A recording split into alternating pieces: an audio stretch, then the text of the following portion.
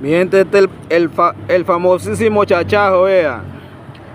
Lo voy a liberar porque la puya de él, y le explico a mis seguidores, la puya de él es tóxica, vea. La puya.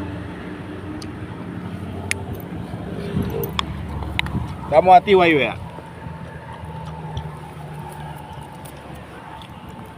No sé si se mira ahí,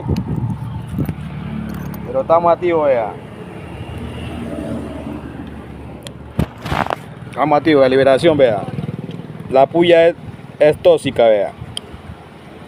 Por eso lo voy a liberar porque la puya de él es tóxica y estamos activos. La puya, vea.